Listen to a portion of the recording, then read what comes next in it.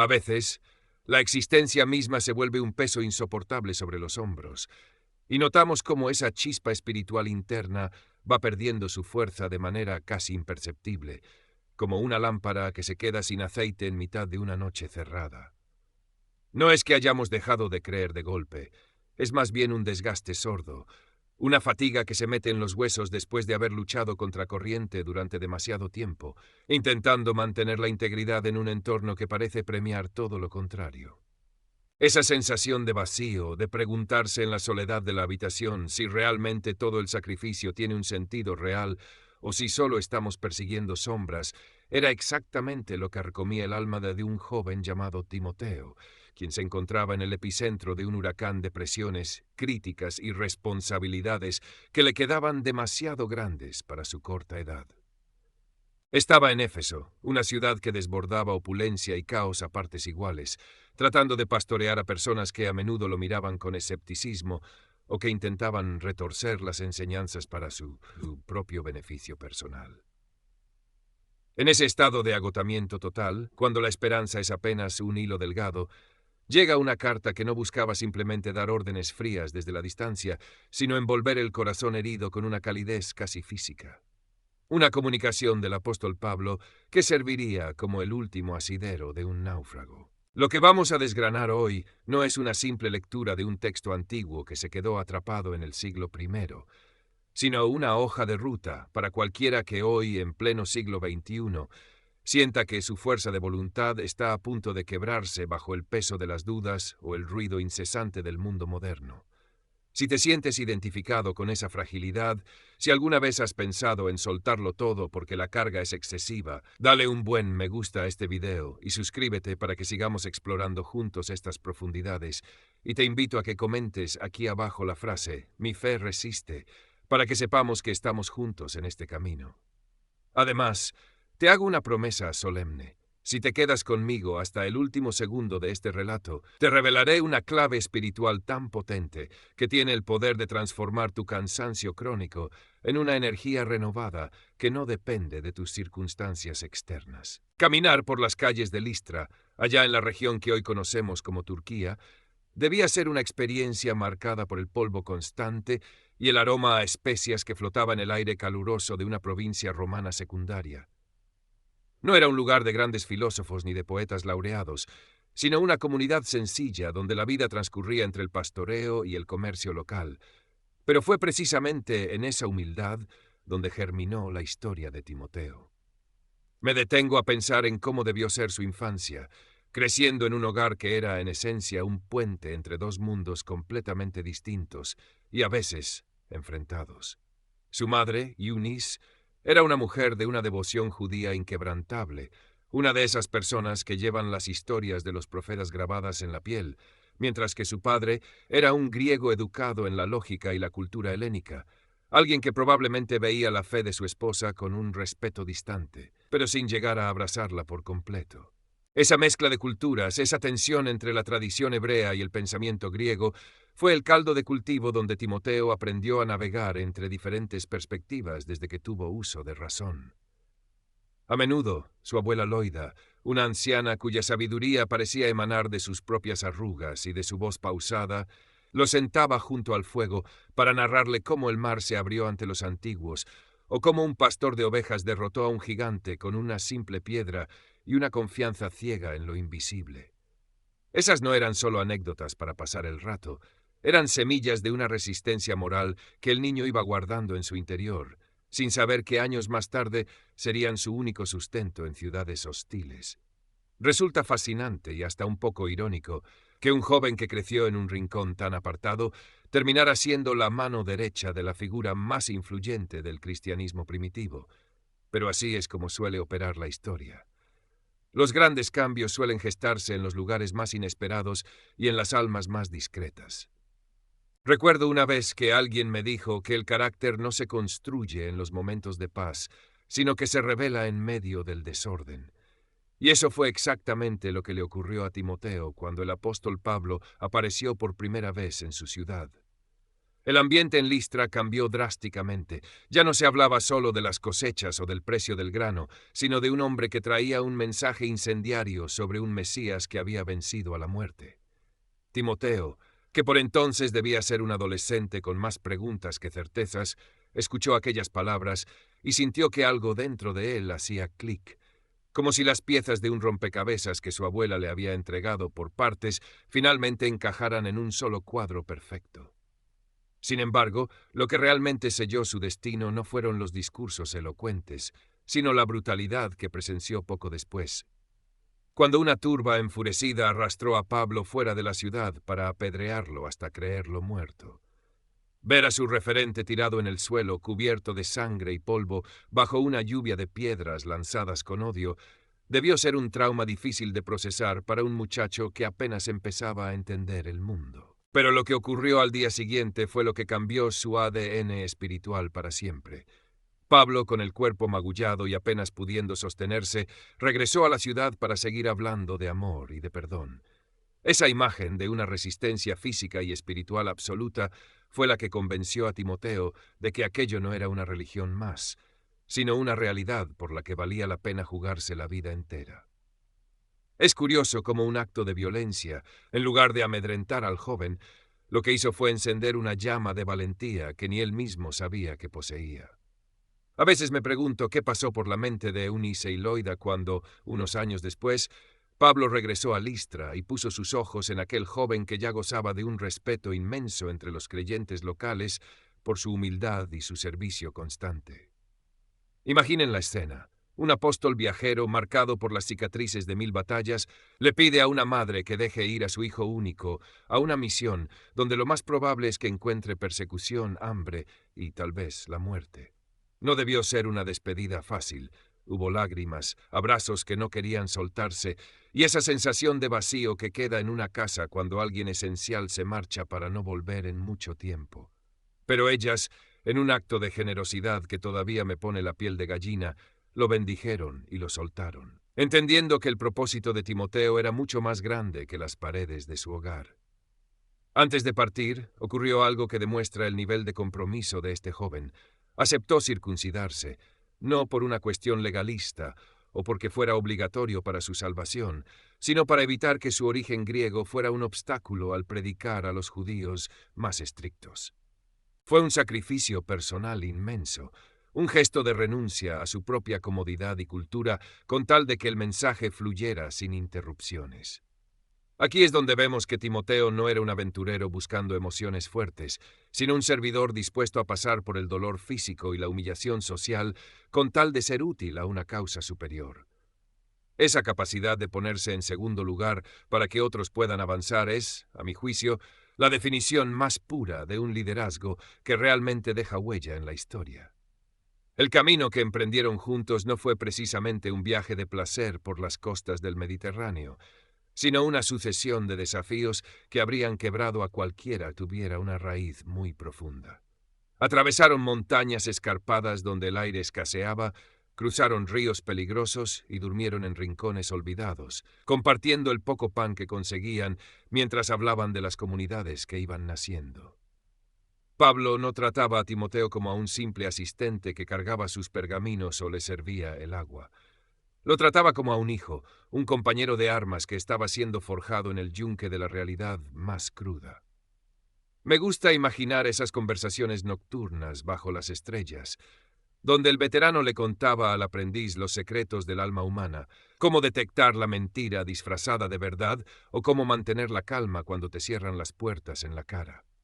Timoteo aprendió a observar el silencio de Pablo, su forma de orar cuando las cosas se ponían feas y su capacidad de encontrar esperanza incluso dentro de una celda húmeda. No era una educación académica, era una transmisión de vida,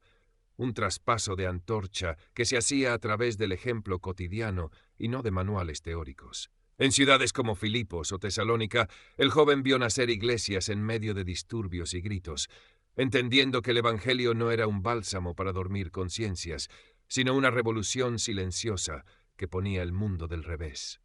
En cada paso, en cada ampolla en los pies y en cada noche de frío, Timoteo se iba convirtiendo en el hombre que la historia necesitaba. un puente entre la generación de los apóstoles directos y el futuro incierto de la Iglesia.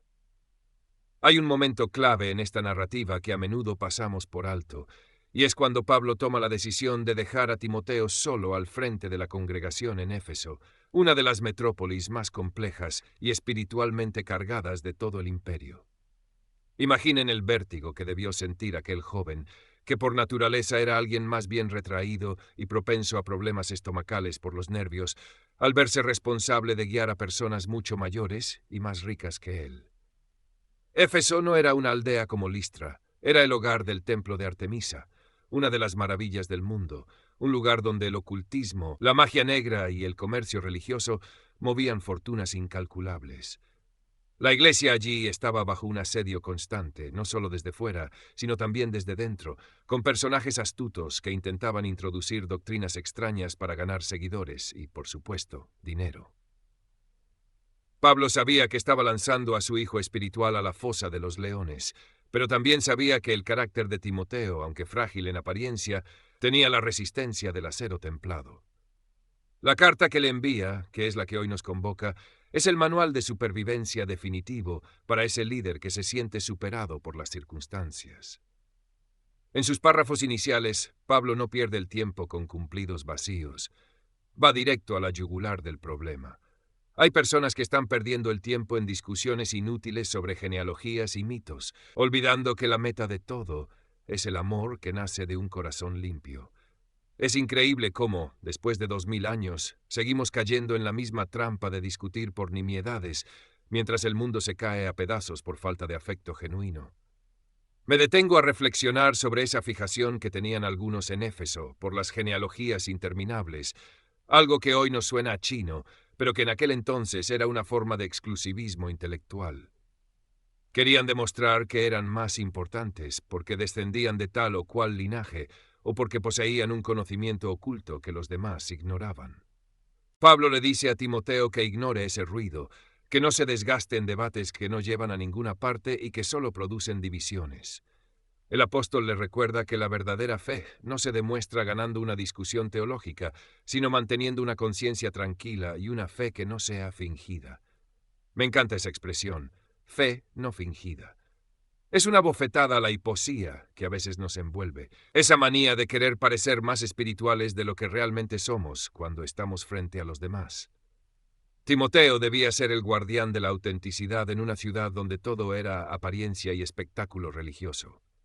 Pablo le insiste en que el propósito de su enseñanza debe ser siempre el amor, un amor que no es un sentimiento barato, sino una decisión firme de buscar el bien del otro, incluso cuando no se lo merece.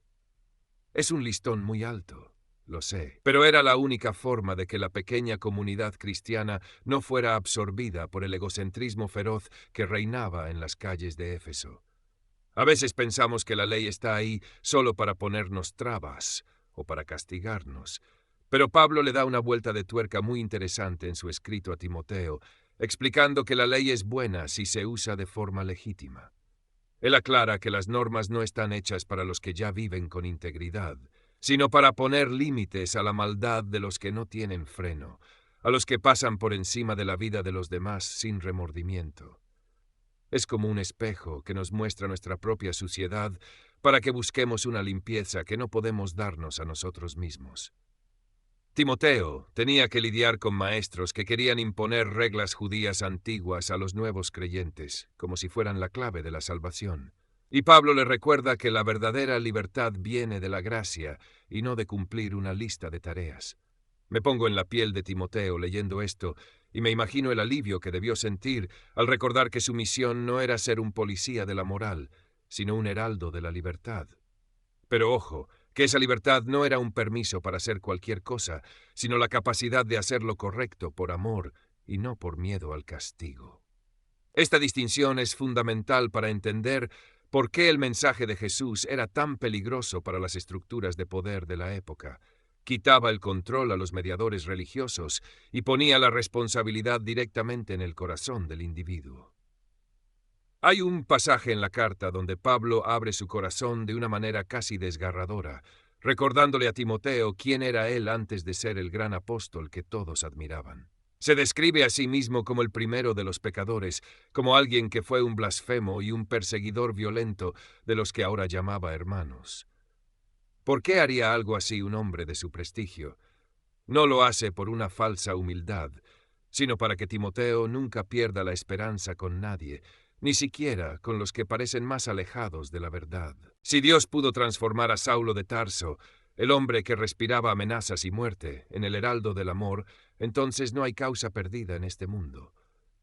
Este testimonio es el ancla de Timoteo en los días grises de Éfeso. Si el peor de todos recibió misericordia, hay esperanza para cada alma que cruce la puerta de la iglesia. Pablo usa su propia vida como un laboratorio de la gracia de Dios, demostrando que no importa cuán oscuro sea el pasado, siempre hay espacio para un futuro de luz. Esta es una lección de humildad brutal para cualquier líder. Nunca olvides de dónde vienes para que puedas mirar con compasión a los que todavía están en el camino. La gratitud que emana de las palabras de Pablo es contagiosa, y me imagino que Timoteo, al leerla en voz alta frente a los ancianos de Éfeso, debía sentir que se le cerraba la garganta por la emoción. El apóstol no da gracias por sus éxitos o por las iglesias fundadas, sino porque Dios lo tuvo por fiel, poniéndolo en el servicio a pesar de su historial de violencia. Es una lógica que rompe todos los esquemas humanos de selección de personal. Dios no llama a los capacitados, sino que capacita a los que llama. Timoteo, que probablemente se sentía un inepto para el cargo de obispo por su juventud y su timidez, encontraba en estas palabras el permiso para fallar y la fuerza para levantarse. El servicio a los demás no nace de nuestra perfección, sino de nuestra gratitud por haber sido aceptados tal como somos. En una sociedad como la nuestra, donde estamos obsesionados con el currículum y la imagen impecable, este mensaje es una liberación absoluta. No tienes que ser el mejor para ser útil, solo tienes que ser consciente de cuánto se te ha perdonado. Esa es la verdadera gasolina para un ministerio que dure toda la vida sin quemarse en el proceso. En este punto del guión, Pablo le entrega a Timoteo una orden que suena a grito de guerra. Milites, la buena milicia. No usa un lenguaje suave de jardín de infantes, usa un lenguaje militar. Le dice que sostenga la fe y la buena conciencia como quien empuña un escudo y una espada en mitad de una batalla campal. Menciona nombres específicos de personas que naufragaron en su fe, como Himeneo y Alejandro, porque dejaron de lado la integridad de su conciencia. Es un aviso muy serio. Puedes tener toda la doctrina correcta en la cabeza, pero si tu comportamiento no está alineado con lo que predicas, tu fe terminará hundiéndose como un barco contra las rocas. Timoteo debía vigilar no solo lo que decía en el púlpito, sino lo que hacía en privado, porque la mayor amenaza para un líder no es el enemigo externo, sino la erosión interna de su propio carácter.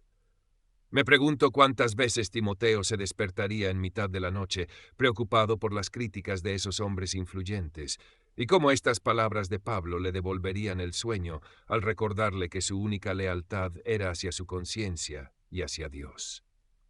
Finalmente, para cerrar este primer bloque de instrucciones, Pablo exhorta a que se realicen oraciones por todos los seres humanos, incluyendo a los reyes y a las autoridades que, en muchos casos, eran los mismos que los perseguían. Esto es de una madurez espiritual asombrosa, pedir el bien para el que te quiere mal. El objetivo de estas oraciones no era político, sino espiritual y social. Que los creyentes pudieran vivir una vida tranquila y pacífica dedicada a la piedad. Pablo quiere que la iglesia sea un factor de paz en una ciudad convulsa, no un grupo de agitadores que buscan el conflicto por el conflicto. Le recuerda a Timoteo que Dios desea que todos lleguen al conocimiento de la verdad, sin excepciones. Con este panorama de fondo, Timoteo empieza a entender que su trabajo en Éfeso no es solo doctrinal, es profundamente humano y civilizatorio. Está sentando las bases de una nueva forma de vivir en sociedad, donde el odio se vence con oración y la soberbia con servicio. Cuando nos adentramos en la maraña de instrucciones que Pablo le dejó a su joven pupilo, hay algo que salta a la vista de inmediato, y es la obsesión por el orden, pero no un orden burocrático de oficina, sino un equilibrio del alma que permitiera a la comunidad de Éfeso no desmoronarse bajo el peso de sus propias contradicciones internas. Pablo sabía que una iglesia no es un edificio, sino un organismo vivo compuesto por gente que arrastra sus propios traumas, sus egos inflados y sus costumbres de la calle. Y por eso se detiene con tanta insistencia en cómo deben comportarse los hombres cuando se reúnen a buscar lo sagrado. Él dice algo que me parece fascinante, y es que los varones deben alzar sus palmas con pureza, dejando de lado cualquier rastro de animosidad o de discusiones estériles que solo sirven para inflar el pecho, pero que vacían el espíritu de cualquier rastro de paz real. Me pongo a pensar en esos hombres de Éfeso, tipos rudos que quizás pasaban el día en el puerto o en los talleres de artesanía, acostumbrados a imponer su voluntad a base de gritos o de fuerza bruta. Y de repente llega este mensaje que les pide una vulnerabilidad absoluta frente a la divinidad, una rendición de cuentas que empieza por limpiar el corazón de ese rencor acumulado que a veces usamos como escudo para no mostrar nuestras flaquezas. Es una invitación a dejar de lado la competencia por ver quién es más sabio o quién tiene más autoridad, para simplemente ser, en el silencio de la oración, seres humanos necesitados de una guía superior que no se encuentra en los manuales de estrategia, sino en la entrega sincera del propio ser. Pero la cosa no se queda ahí, porque luego el texto gira hacia las mujeres y entra en un terreno que hoy en día nos hace levantar la ceja, aunque si lo miramos con un poco de perspectiva histórica y empatía, descubrimos una crítica feroz a la vanidad vacía que reinaba en las metrópolis de aquel tiempo. Pablo no está peleado con la belleza. Lo que le molesta es esa necesidad casi patológica de usar el aspecto exterior, los peinados arquitectónicos, el oro reluciente y las telas carísimas, como una forma de marcar distancias sociales dentro de un espacio que debería ser de igualdad absoluta. En Éfeso, donde el lujo era una religión, y el estatus se medía por cuántas joyas podías colgarte encima, pedirle a las mujeres que se adornen con bondad y con una conducta ejemplar era casi un acto de rebeldía antisistema, que devolvía la dignidad a lo invisible sobre lo material. Es curioso, porque a veces caemos en la trampa de pensar que este es un mensaje machista o represivo, cuando en realidad lo que intentaba era proteger la esencia de la comunidad para que no se convirtiera en un desfile de modas donde los que no tenían nada se sintieran avergonzados de su propia pobreza. El apóstol insiste en que la verdadera elegancia de una mujer de fe no se compra en el mercado de especias ni en las joyerías de la ciudad, sino que se cultiva en la intimidad de un carácter que prefiere servir antes que ser admirado por su fachada. Luego viene ese párrafo que ha levantado tantas polémicas sobre el silencio y la enseñanza, y aquí es donde mi mente vuela hacia esas reuniones clandestinas o semiclandestinas en casas particulares de Éfeso, donde el desorden debía ser la norma y no la excepción. Hay que entender que venían de una cultura donde las sacerdotisas de Artemisa tenían un protagonismo lleno de éxtasis y gritos, y Pablo, que era un hombre de orden y de estructura, temía que esa confusión se trasladara a la mesa del Señor, convirtiendo la enseñanza en un caos de voces que se pisaban unas a otras. No creo que buscara amordazar a la mitad de la población, sino establecer un ritmo de aprendizaje donde la escucha activa fuera el primer paso para una madurez real,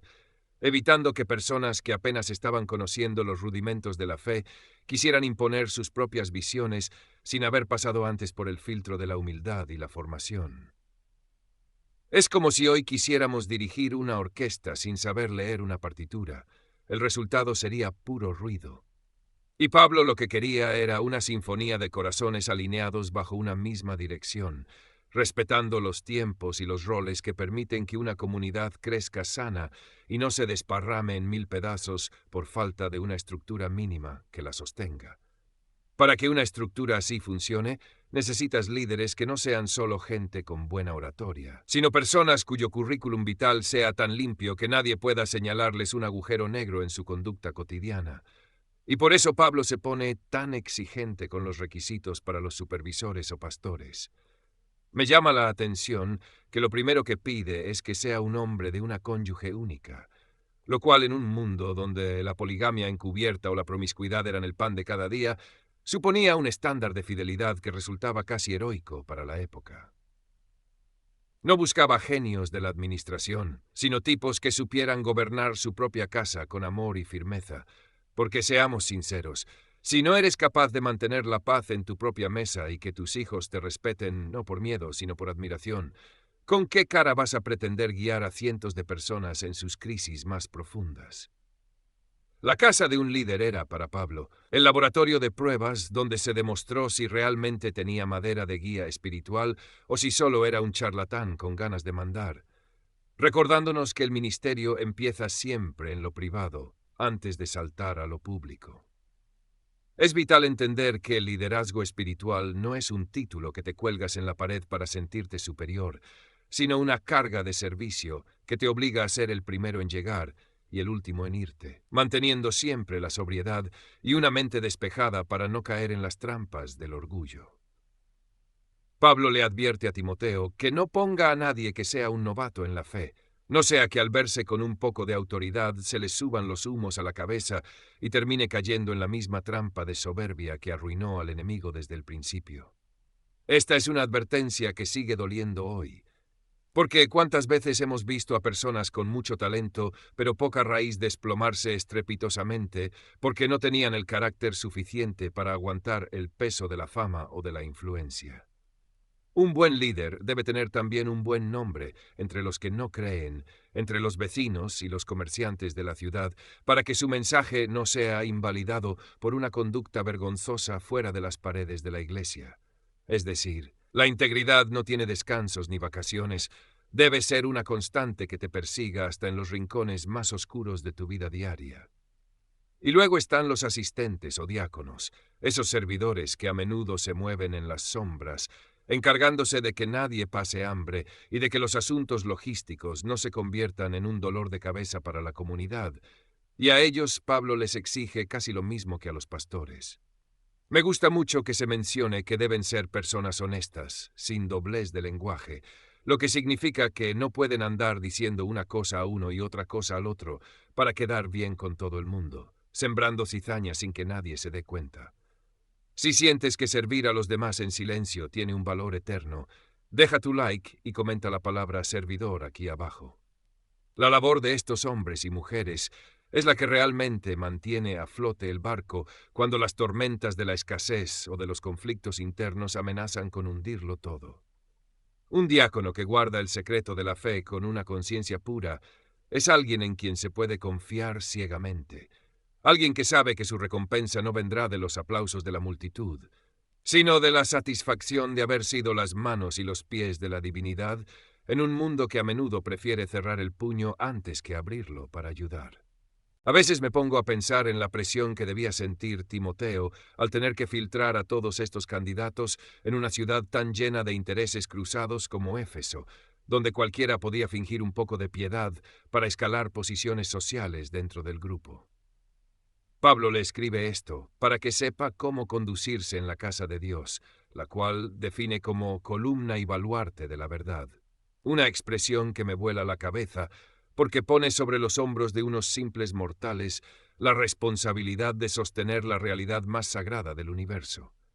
No es una tarea para cualquiera. Es un llamado que requiere una vigilancia constante sobre las propias motivaciones, asegurándose de que el motor que nos mueve sea siempre el bienestar de la oveja y no el beneficio del pastor. En un mundo donde la verdad se ha vuelto algo relativo y cada quien fabrica su propia versión de la realidad, que la Iglesia sea ese pilar sólido de integridad es lo que marca la diferencia entre una secta de iluminados y una verdadera familia que refleja la luz de algo mucho más grande que ella misma.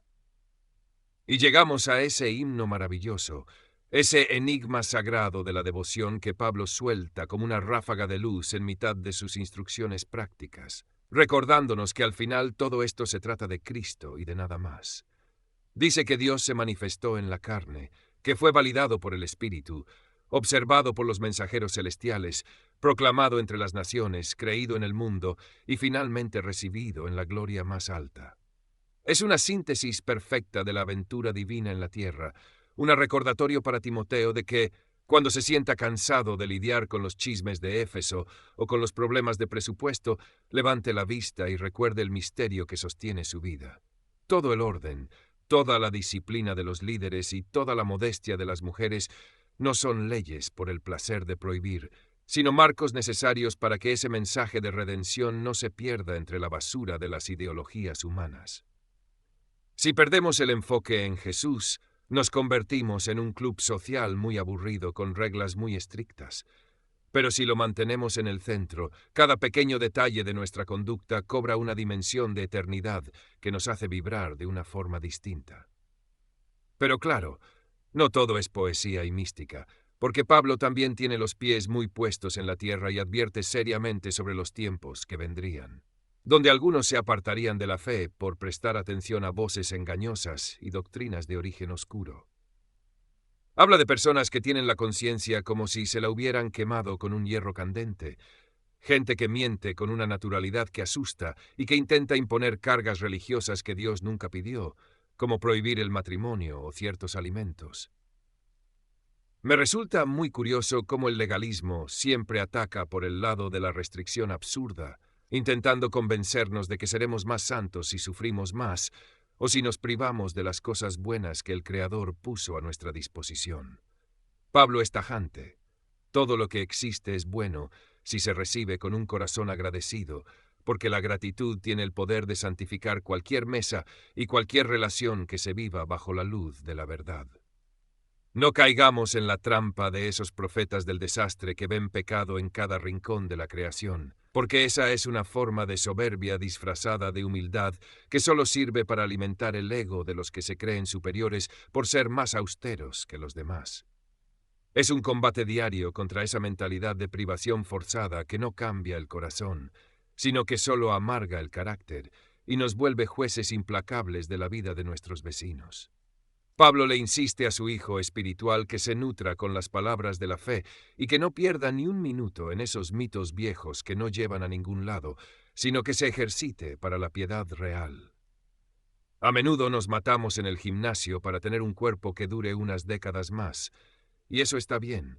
pero el apóstol nos recuerda que el entrenamiento espiritual tiene beneficios que saltan la valla de la muerte y se meten de lleno en la eternidad. Timoteo debía ser un atleta del espíritu, alguien que supiera sudar la gota gorda en la oración y en el estudio de la palabra para estar en forma cuando las crisis llamaran a su puerta con toda su furia. La piedad no es algo que te cae del cielo mientras duermes, es un músculo que se desarrolla a base de decisiones difíciles, de elegir el perdón sobre la venganza y la generosidad sobre el acaparamiento, día tras día, año tras año. Me conmueve ver cómo Pablo le dice a Timoteo que no deje que nadie lo menosprecie por ser joven, sino que sea un modelo vivo de lo que significa creer de verdad en todo lo que dice y hace. Es un reto inmenso para alguien que probablemente sentía que no tenía la autoridad suficiente para mandar a los veteranos de la Iglesia. Pero la autoridad de Dios no se basa en las canas, sino en la coherencia de vida. Sé ejemplo en tu hablar, en tu conducta, en el amor que das, en tu fe inquebrantable y en tu pureza absoluta, le dice el mentor a su alumno, dándole la clave para ganarse el respeto de hasta sus más feroces críticos. No se trataba de gritar más fuerte o de imponer títulos, sino de vivir de tal manera que su sola presencia fuera un argumento irrefutable a favor del evangelio que predicaba. Timoteo debía dedicarse a la lectura pública y a la enseñanza, avivando ese don que recibió cuando los ancianos pusieron las manos sobre él, recordándole que tiene un poder interno que no debe permitir que se apague por culpa de la timidez o del cansancio. Finalmente, en este tramo de la carta, vemos la recomendación médica más famosa de la Biblia, cuando Pablo le sugiere que deje de beber solo agua y use un poco de vino para aliviar sus constantes problemas de estómago. Es un detalle tan humano, tan de padre preocupado por la salud de su hijo, que me hace sonreír cada vez que lo leo, porque nos recuerda que incluso los grandes gigantes de la fe tenían que lidiar con cuerpos frágiles y enfermedades molestas. No todo es superespiritualidad de otro planeta.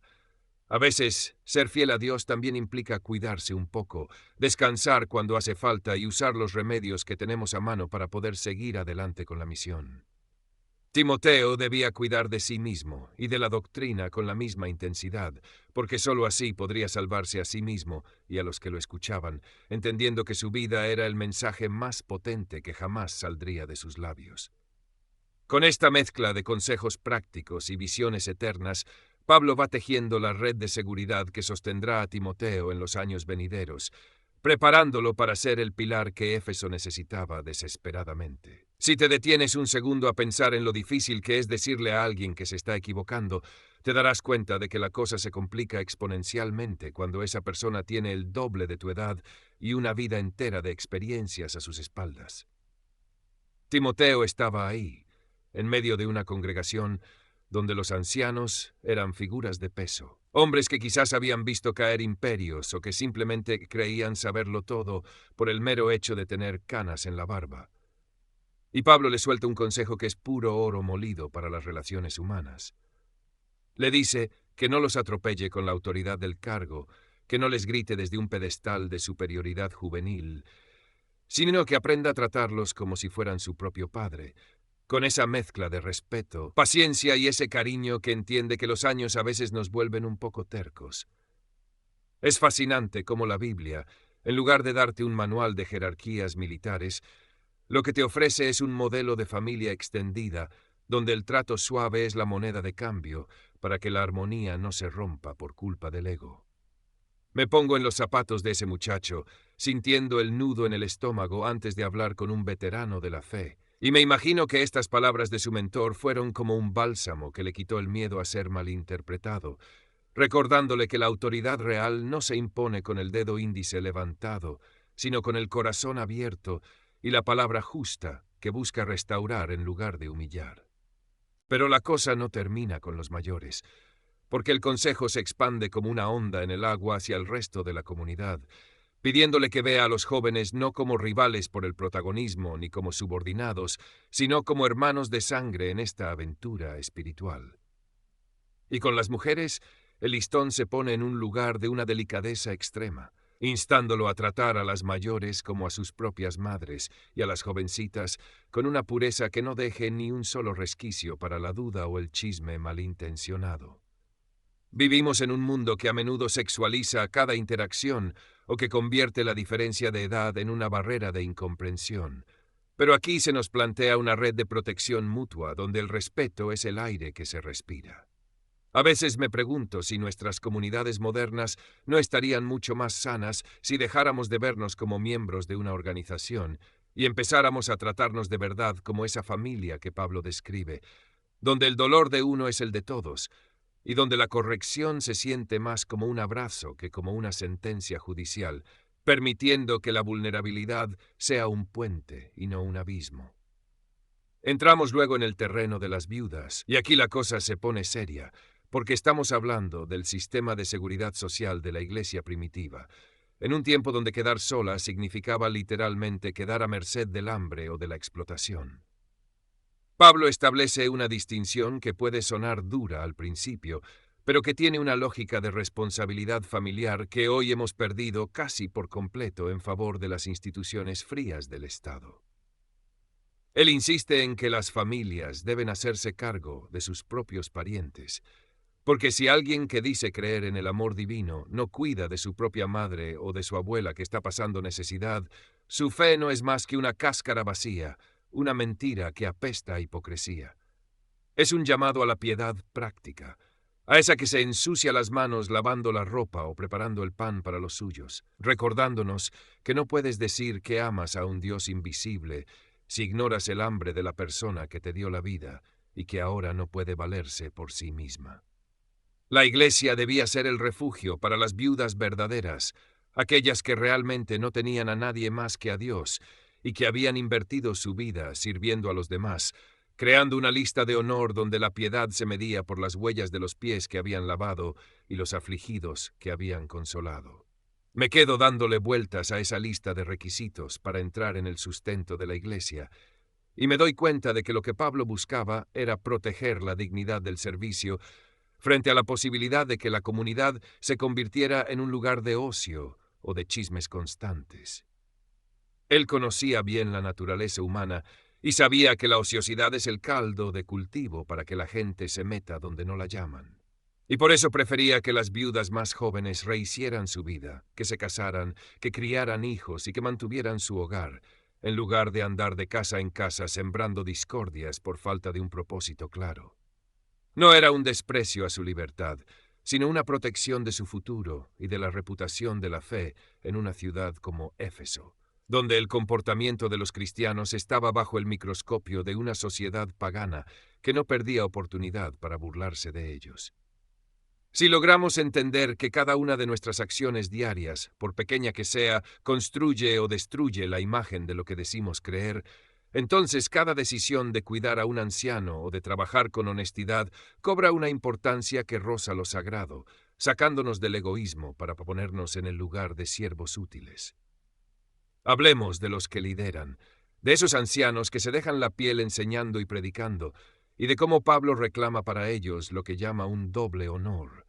una expresión que no solo habla de respeto verbal, sino de un sustento material que les permita vivir sin la angustia constante de no saber si habrá comida al día siguiente.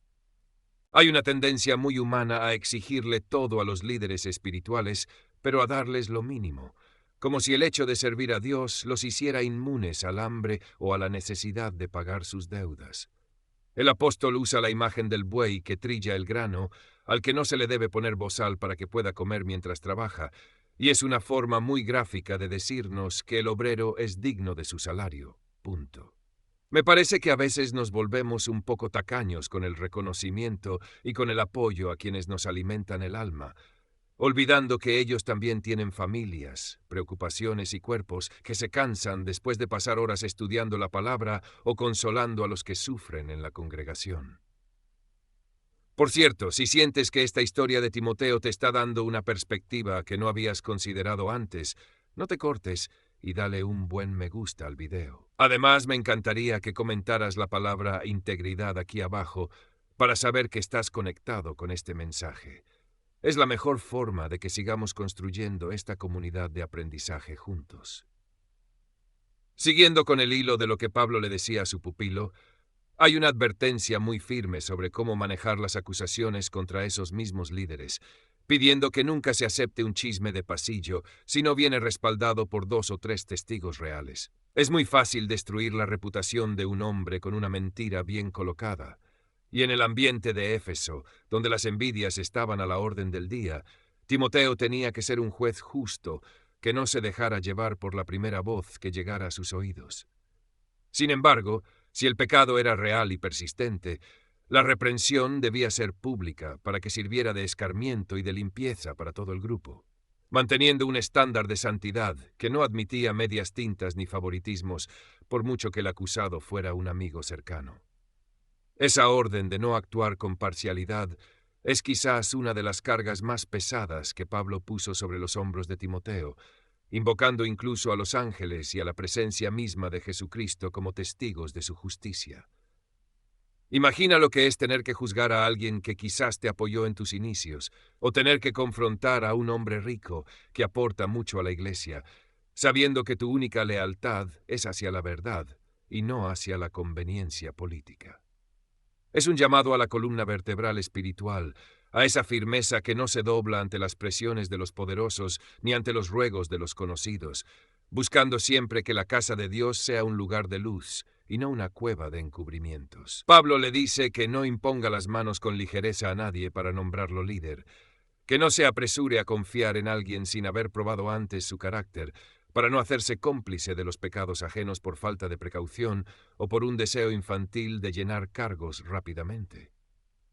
Me surge una reflexión personal sobre ese consejo tan famoso del vino para el estómago, y es que me hace sentir a Pablo mucho más cerca, como un amigo que se preocupa por los nervios que te causan indigestión después de un día de muchas peleas. Timoteo debía de ser un tipo bastante tenso, quizás un poco hipocondríaco, o simplemente alguien cuya salud se resentía por el estrés del liderazgo, y su mentor le recuerda que no todo se soluciona con ayunos extremos o con una espiritualidad que ignora las necesidades básicas del cuerpo. A veces, ser un buen siervo de Dios significa también saber cuidarse, tomarse un descanso o usar los remedios naturales que tenemos a mano para poder seguir en la brecha con fuerzas renovadas. Es un recordatorio de nuestra fragilidad, de que por mucha unción que tengamos, seguimos viviendo en envases de barro que se rompen y que necesitan mantenimiento, y que no hay nada de malo en admitir que nos sentimos mal,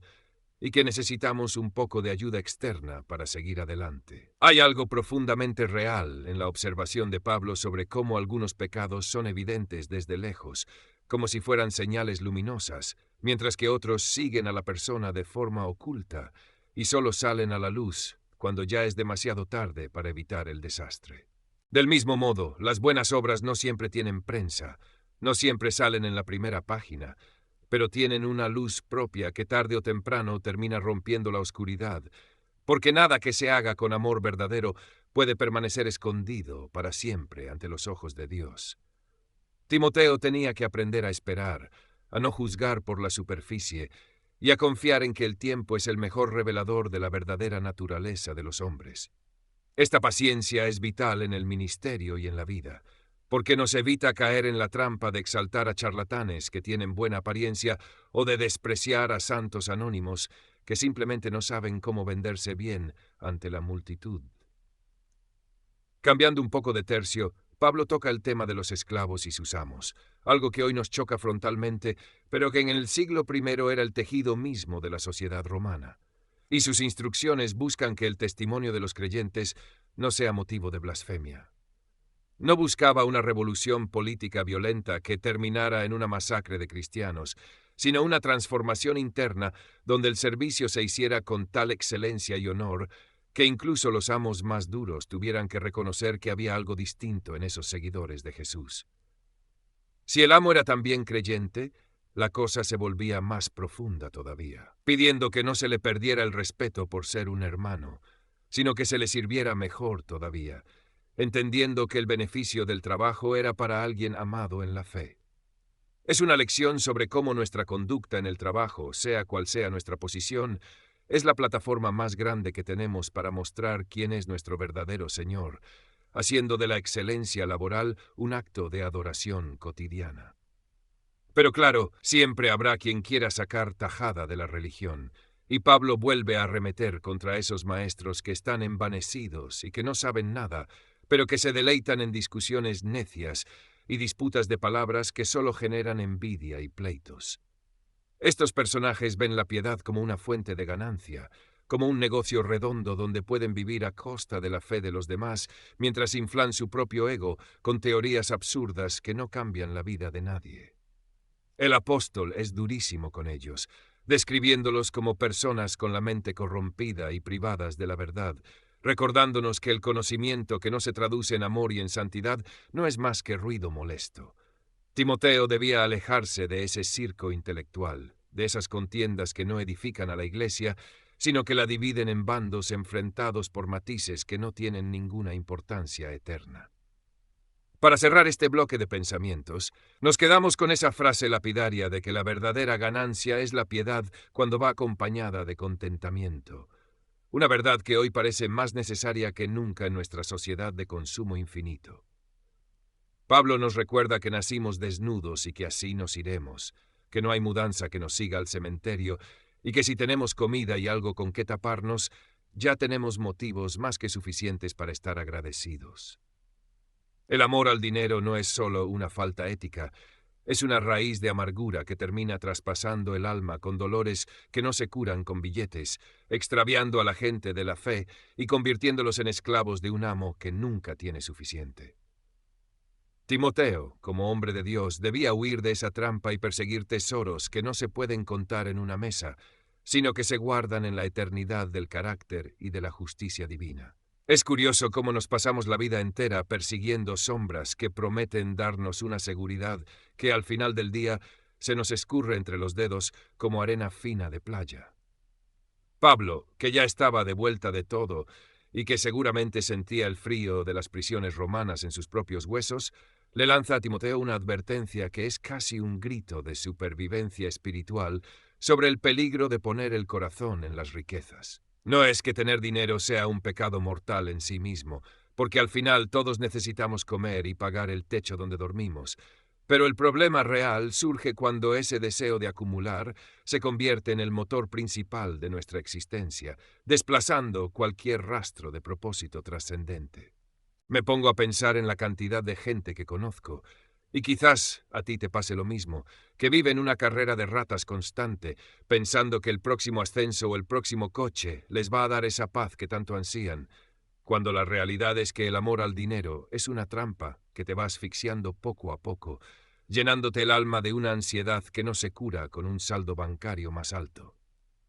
Timoteo, en medio de la opulencia de Éfeso, tenía que ser ese recordatorio viviente de que la verdadera riqueza no se puede contar, sino que se vive en la paz de una conciencia que no le debe nada a nadie y que se conforma con lo que tiene,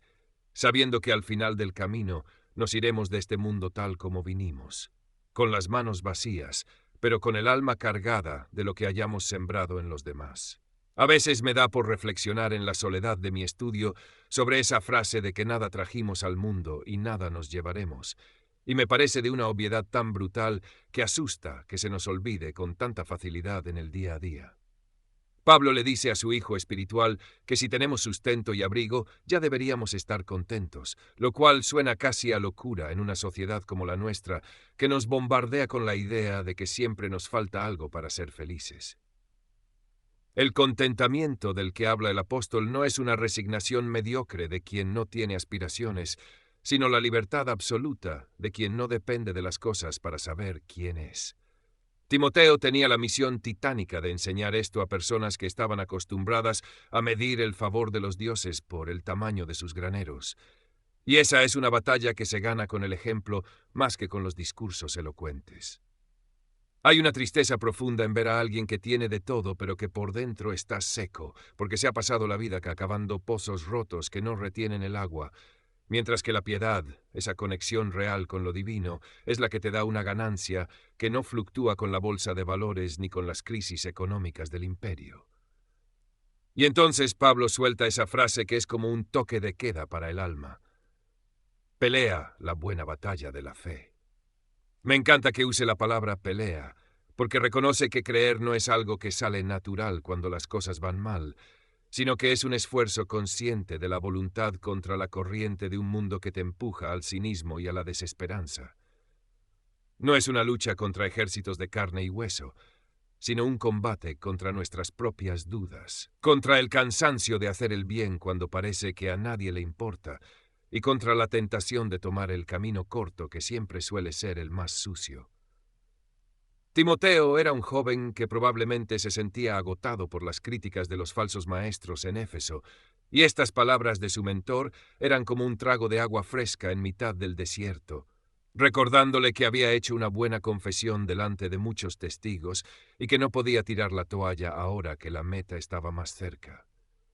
Echar mano de la vida eterna no es algo que sucederá solo cuando muramos. Es una realidad que debemos agarrar con fuerza aquí y ahora, haciendo que cada una de nuestras decisiones huela a eternidad y no solo a conveniencia pasajera.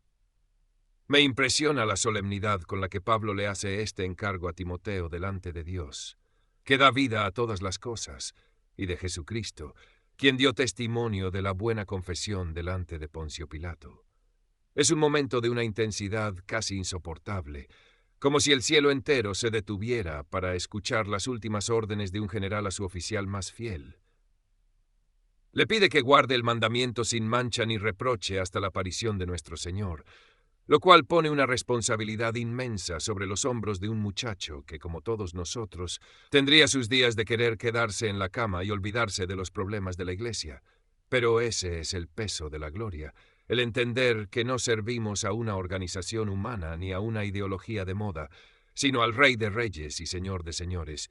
el único que habita en luz inaccesible y al que ningún hombre ha visto ni puede ver. Esta descripción de Dios es tan potente que te hace sentir pequeño y grande al mismo tiempo, recordándonos que nuestra pequeña vida está conectada con el origen mismo del universo y que nuestra fidelidad en lo poco tiene un eco que resuena en las salas del trono celestial.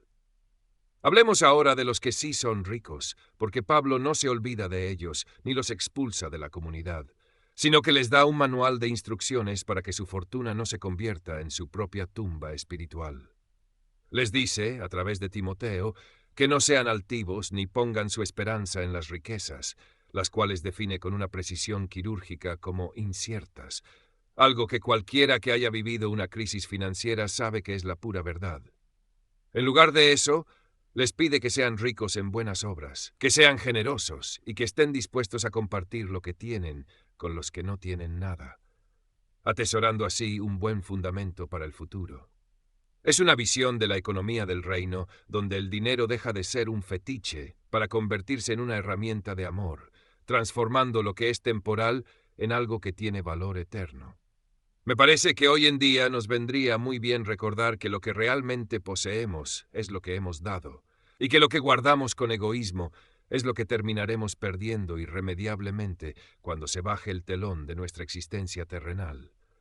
Hay algo profundamente conmovedor en el cierre de la carta cuando Pablo clama: «Oh, Timoteo, guarda lo que se te ha encomendado». Se siente el peso del legado, el temor de que con el paso del tiempo la pureza del mensaje se contamine con esas discusiones vacías y con lo que algunos llaman falsamente ciencia o conocimiento superior. En aquel entonces, Éfeso estaba llena de gente que se creía muy lista, que inventaba teorías complicadas sobre los ángeles o sobre el destino para sentirse superiores a los creyentes sencillos. Y Pablo le dice a su hijo espiritual que no se deje enredar en esos laberintos mentales. La fe no es un rompecabezas para intelectuales aburridos, es una relación viva que se demuestra en la justicia, la piedad, el amor y la mansedumbre. Y cualquier cosa que te aleje de eso es solo ruido que entorpece el camino. Timoteo tenía que ser el guardián de la sencillez del Evangelio, protegiendo ese depósito sagrado de los que querían convertirlo en una mercancía o en un trofeo para su propio intelecto. Mirando hacia atrás en todo lo que hemos recorrido de esta carta, me doy cuenta de que Timoteo era un tipo muy parecido a nosotros,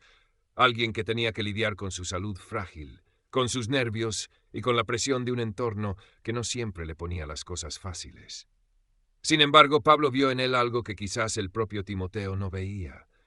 la capacidad de permanecer fiel cuando otros naufragaban, la fuerza de ser un ejemplo incluso cuando se sentía pequeño. Me pregunto cuántas veces sacaría Timoteo este pergamino en las noches de soledad en Éfeso, leyendo una y otra vez esas palabras de aliento, sintiendo que la mano de su padre espiritual seguía sobre su hombro, dándole fuerzas para seguir adelante un día más. Al final, lo que queda de una vida no son los grandes logros que aparecen en los libros de historia, sino la fidelidad silenciosa con la que cuidamos lo que se nos ha confiado, sea mucho o sea poco, manteniendo la llama encendida a pesar de todos los vientos en contra.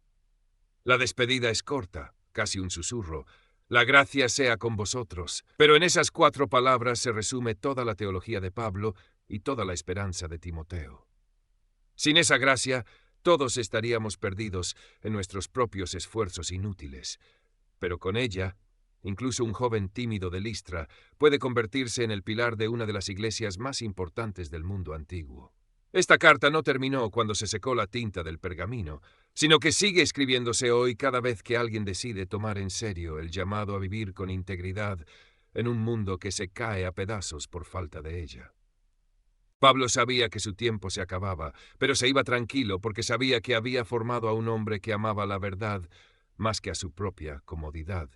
y esa es la mayor victoria que cualquier mentor puede alcanzar. Timoteo guardó el depósito, peleó la batalla y terminó la carrera, dejándonos a nosotros el testigo para que sigamos corriendo con la misma pasión y la misma confianza en aquel que nos llamó desde antes de la fundación del mundo. Espero de todo corazón que este viaje por las profundidades de la primera carta a Timoteo te haya servido para algo más que para acumular datos históricos, y que hayas podido sentir esa conexión personal que Pablo intentó transmitir a través de cada consejo y de cada advertencia. A veces solo necesitamos que alguien nos recuerde que no estamos solos en la lucha y que nuestras debilidades no son un obstáculo para que Dios haga algo grande con nosotros, sino más bien el escenario perfecto para que su gracia se manifieste con más fuerza. Timoteo encontró su voz en medio del ruido, y tú también puedes encontrar la tuya si te atreves a pelear la buena batalla de la fe con la mirada puesta en lo que realmente importa. El camino no siempre es llano, habrá piedras y habrá tormentas, pero recuerda que el mismo Dios que sostuvo a ese joven pastor en Éfeso es el que hoy te dice que su gracia es suficiente para ti, pase lo que pase.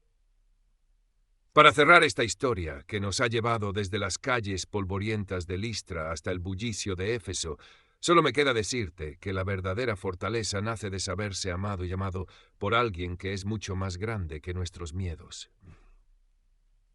Guardar la fe no es una carga pesada si entendemos que lo hacemos por amor a aquel que lo dio todo por nosotros. Y ese es el gran secreto que Pablo quería que Timoteo nunca olvidara en los días grises. Si este contenido te ha ayudado a ver las cosas desde otra perspectiva, no olvides darle a like y suscribirte al canal para que no te pierdas ni una sola de nuestras próximas entregas, donde seguiremos explorando estas verdades que cambian la vida. Tu apoyo significa el mundo para nosotros y nos permite seguir compartiendo estos tus mensajes de esperanza con más personas que, como Timoteo, necesitan un poco de luz en mitad del camino. Nos vemos en el próximo video.